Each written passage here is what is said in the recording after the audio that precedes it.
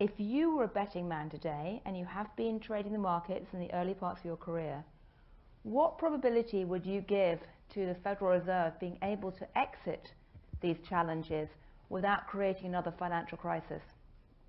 Well, let's leave the world crisis out. Okay, extreme instability or volatility.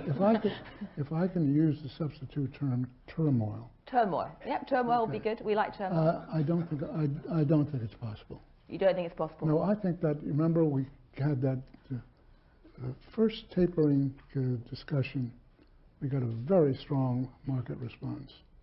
And then we reassured everybody we have no, and remember, tapering is still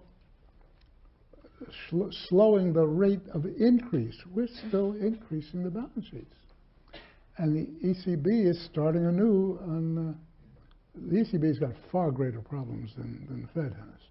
The Fed is in reasonably good shape in that regard.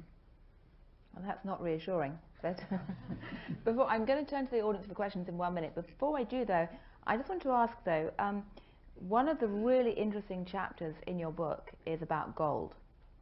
And there's been a lot of media debate in the past about your views on gold. You yourself have posed the question as to why would anyone want to buy this barbarous relic? I don't know whether John Paulson is in the audience, but it's an interesting question. But do you think that gold is currently a good investment given what you're saying about the potential for turmoil? Yes.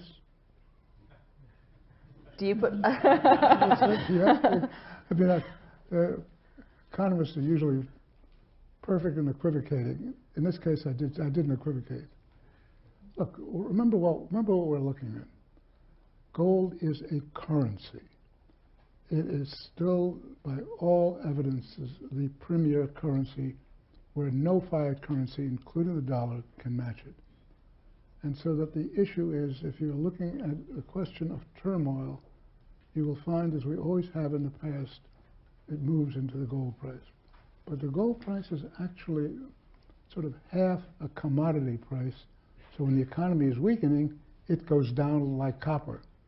But it's also got a monetary characteristic which is intrinsic. It's not inbred into human beings. I cannot conceive of any mechanism by which you could say that, but it behaves as though it is. Intrinsic currencies like gold and silver, for example, are acceptable without a third-party guarantee. And I mean, for example, at the end of World War II, or just at the end of it, Germany could not import goods without payment in gold. The person who shipped the goods in would accept the gold and didn't care if there's any credit standard associated with that. That is a very rare phenomenon.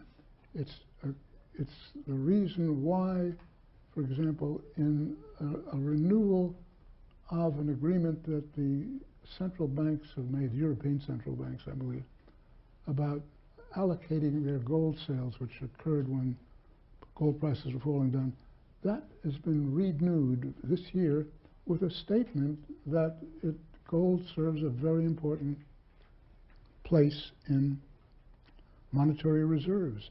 And the question is, why do central banks put money into an asset which has no rate of return, but cost of storage and insurance and everything else like that? Why are they doing that?